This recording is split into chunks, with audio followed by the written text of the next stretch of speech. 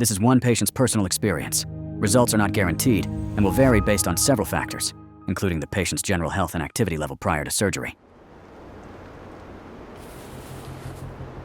Returning to skiing and taking that first turn, it was a scary feeling, but at the same time, I pretty immediately felt the strength and the confidence in that knee, and other people noticed it as well. My name's Heather Foster, and I had a total knee replacement of my right knee with Dr. Coplin at St. Luke's Wood River in Idaho. The pain I was experiencing before my knee replacement was pretty debilitating.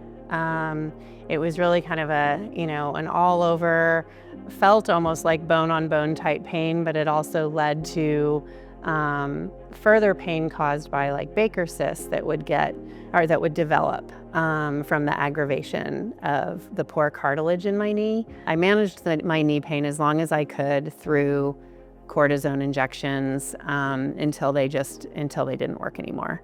And then it was, I needed to take that next step. Dr. Coplin, I think he understood where I was coming from mentally and emotionally as much as, the physical challenge with my knee. He knew I wanted to return to skiing, to cycling, to hiking, to being very active. And so he really approached my recovery in a way that would allow me to do that in a smart way and be successful at the end of the day. I followed Dr. Coplin's protocol to a T. It was me maybe wanting to push myself harder and him really encouraging a very specific, protocol as I was recovering, and, gaining that extension, gaining that flexion back in my knee, really working on the mobility of the knee. So it took time and it was a process, but it was one I was very dedicated to, and I think that ultimately led to the success that I've had. The implant played an absolutely essential role in me returning to sport, to fitness, to my work. I work for a ski team, for a youth ski team. So, being able to be out and about and active was critical, and I wouldn't have been able to do that without the implant.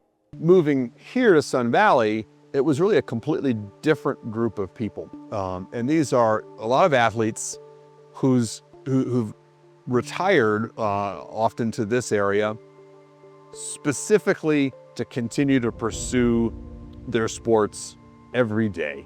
We need a knee that kinematically performs as close to original. Well, if both of these surfaces are flat, like in a traditional CR knee, as I ski down the hill, this is what's happening. As that knee is loaded, this is happening in both compartments, okay? Because that's the knee, the load the knee is experiencing.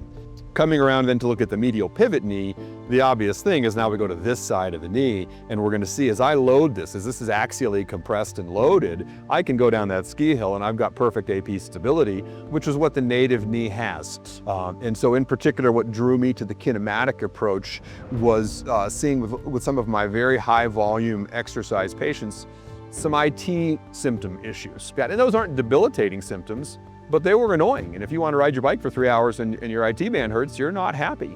But what happens then is you start to see those patients back and you feel the knee and you start to say, wow, this knee feels so much more like the original equipment than anything I'd been doing before. And so both the medial pivot design and the kinematic approach were an evolution that I made here in response to the high expectation patient so that I could better meet their needs. I just feel more free to be able to do what I want to do, and to be able to push myself in areas that make me feel good. It feels good to push myself on the bike. It feels good to jump in a starting gate of a ski race.